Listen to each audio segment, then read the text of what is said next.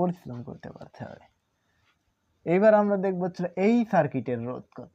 এই সার্কিটে voltage divide হয় না, বাট কারেন্ট ডিভাইড হয়। এই কারেন্ট R1 এবং R2 তে ভাগ হয়েছে। এই মেইন কারেন্ট ছিল I, তাহলে I পরিমাণ কারেন্ট ভাগ হয়েছে কত, I1 প্লাস I2 হচ্ছিল I। মেইন কারেন্ট হচ্ছিল ততটুকু কারেন্ট প্রথমে ফ্লো করছিল। এবার আমরা দেখব যে আমরা জানি V ইকুয়াল টু হচ্ছিল I আর লাগবে হচ্ছিল I ইকুয়াল টু হচ্ছিল V ইন্টু R ইনভার্স। আর কে মুরলি এসে ভাগ করাইছে, উপরে নিচে আমরা ইনভার্স করে দিই ডিরেক্ট। এই সার্কিটে তো ভোল্টেজ বাই কনস্ট্যান্ট। কিভাবে ভোল্টেজ কনস্ট্যান্ট? কারণ এই সার্কিটে R1 এর দুই প্রান্তেও V এবং R2 এর দুই প্রান্তেও V, ভোল্টেজের তো কোনো পরিবর্তন নাই, ভোল্টেজ তো সেম। যদি ভোল্টেজ সেম হয় তাহলে ভোল্টেজের তো কোনো পরিবর্তন নেই, ভোল্টেজ তো ধ্রুবক বা কনস্ট্যান্ট। তাহলে I এর সাথে R এর সম্পর্ক কি? ইনভার্সের সমানুপাতিক, I x proportional to R inverse.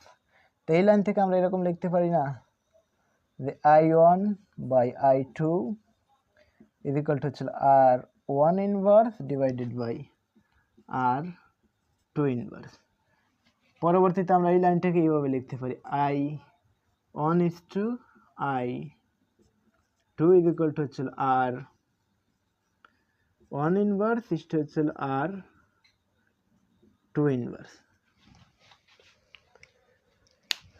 R1 পাইছে হচ্ছে I1 পাইছে হচ্ছে R1 ইনভার্স অংশ এবং I2 পাইছে হচ্ছে R2 ইনভার্স অংশ। যদি এতটুকু পাই তাহলে আমরা কি লিখতে পারি না এরকম যে এই আয়নের ভিতরে যে পরিমাণ কারেন্ট ফ্লো করে আয়ন ইজ ইকুয়াল টু হচ্ছে উপরে ওর ভাগ, ও পাইছে কত, আয়ন পাইছে হচ্ছে R1 অংশ, R1 ইনভার্স অংশ, উপরে ওর ভাগ R1 ইনভার্স ডিভাইডেড বাই নিচে মোট ভাগ সংখ্যা R1 plus R2, R1 inverse plus R2 inverse into মোট কারেন্ট কত, এই সার্কিটের মোট কারেন্ট ছিল I।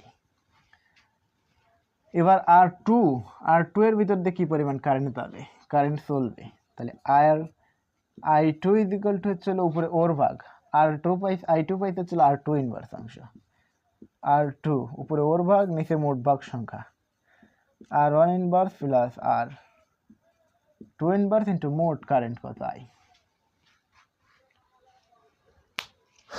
ওভারঅল সব কিছু ঠিকঠাক থাকলে আমরা এইভাবেই বের করবো যে কিভাবে কারেন্ট ডিভাইড হয়।